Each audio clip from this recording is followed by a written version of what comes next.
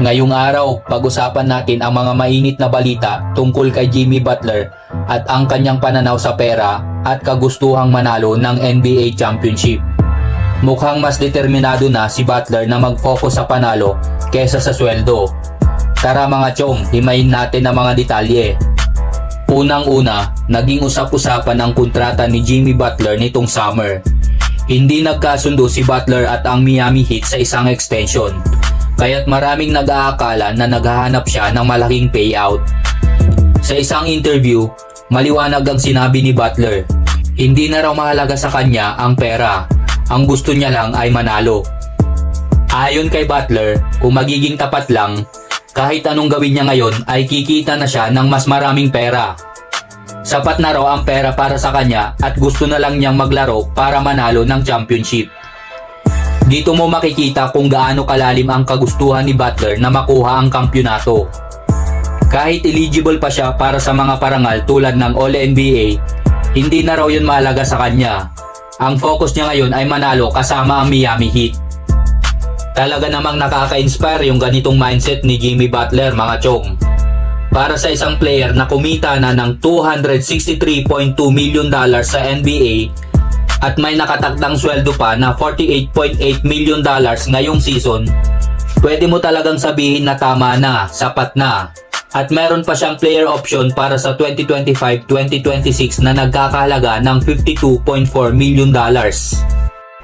Kung sakaling mag-opt-out man siya, pwede siyang pumirma ng mas malaking deal, either $243 million sa loob ng 4 na taon kasama ang Heat o 3-year deal na $171 million sa ibang team. Pero mukhang hindi niya na iniisip ng ganun kalalim ang tungkol sa mga pera o kontrata, kundi gusto niya lang maglaro ng basketball. Gusto niyang maging available gaya ng sinabi ni Pat Riley sa kanya. Ngayon ang tanong, magiging sapat ba yung mindset na to para makuha ng Miami Heat ang kailangan nila para maging top contender ulit sa Eastern Conference? Sa totoo lang, isa sa mga issues kay Butler ay ang kanyang kalusugan. Nitong 2023-2024 NBA season, nag-average siya ng 20.8 points, 5.3 rebounds at 5 assists. Pero 60 games lang ang nilaro niya. Sa loob ng 5 taon niya sa Miami Heat, hindi pa siya nakakapaglaro ng at least 65 games sa isang season. Sa edad niya na 35 years old ay pwedeng hindi na rin magiging mas malusog ang kanyang katawan.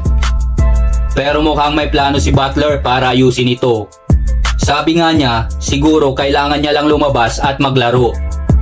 Handa siyang patunayan muli na siya ang susi sa tagumpay ng Miami Heat.